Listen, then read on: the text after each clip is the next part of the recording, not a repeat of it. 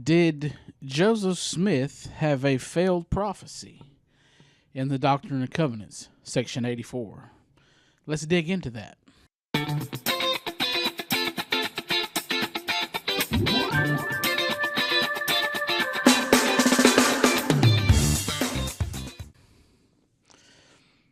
In the Doctrine and Covenants, section 84, starting at verse 4, it reads, "Verily, this is the word of the Lord, that the city, New Jerusalem, shall be built by the gathering of the saints, beginning at this place, even the place of the temple, which temple shall be reared in this generation.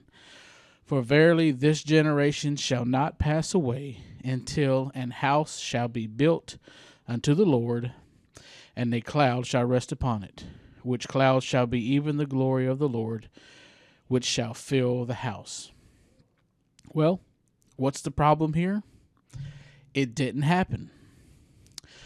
Critics of the Church of Jesus Christ of Latter-day Saints point to this revelation as evidence showing Joseph Smith was a false prophet. Well, not so fast here. It is premature to draw definitive conclusions based on apparently unsuccessful prophecies or revelations. But if we are, let's at least be consistent. The New Testament repeats 3 times in the Synoptic Gospels Jesus telling the calamities and signs of his second coming, specifically stating, quote, "Verily I say unto you, that this generation shall not pass till all these things be done." In Matthew 24:34, Mark 13:30, and Luke 21:32. Well, what's the problem here? It didn't happen.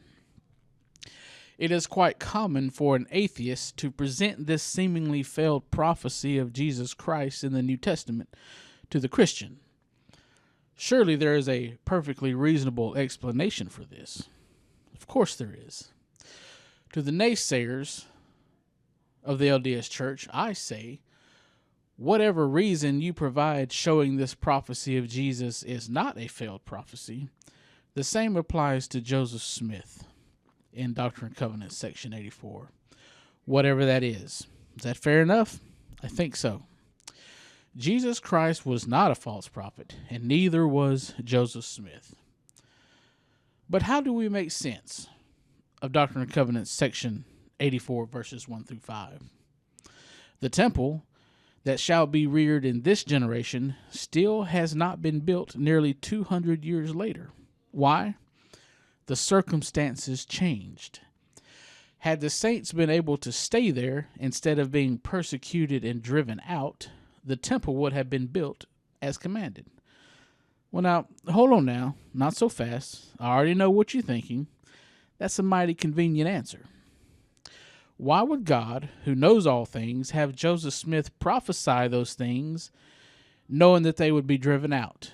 In other words, if God was really talking to Joseph Smith, why would God command Joseph Smith to build a temple in a town God already knows the Latter-day Saints are going to be driven out of before they can get the temple built?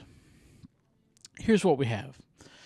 God commands a prophet to prophesy a specific event, and that specific event doesn't happen because the circumstances relative to the prophecy change. There is a precedent to this. Guess where? The Holy Bible.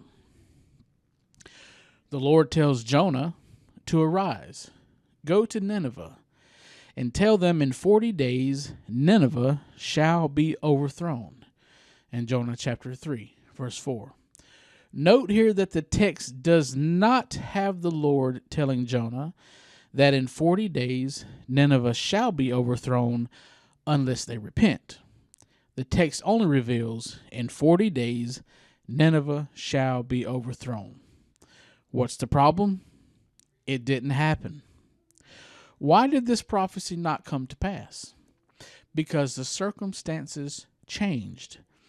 The people of Nineveh repented, and God saw their works, that they turned from their evil way, and God repented of the evil that he said that he would do unto them, and he did it not. Jonah chapter 3, verse 10. Did the Lord know beforehand the people of Nineveh were going to repent? Christians will answer, of course. Yet, knowing they would repent, the Lord still commanded Jonah to prophesy to the people of Nineveh that they would be destroyed in 40 days. Likewise, the Lord still commands Joseph Smith to prophesy of and build a temple in the New Jerusalem, even though the circumstances may change. Had Joseph Smith and the saints not been driven out by the violent mobs and extermination orders from the state government, the temple would have been built as prophesied. Had the people of Nineveh not repented, Nineveh would have been overthrown as prophesied. The biblical text reveals a fascinating thing about the Lord. Sometimes he makes a decision and he changes his mind, even by persuasion from others. Exodus 32:14, and the Lord repented of the evil which he thought to do unto his people. Amos chapter 7, verse 3, the Lord repented for this, it shall not be, saith the Lord. Doctrine and Covenants section 84 does not prove Joseph Smith was a false prophet. It is essential to maintain intellectual honesty when presenting claims regarding the Church of Jesus Christ of Latter-day Saints.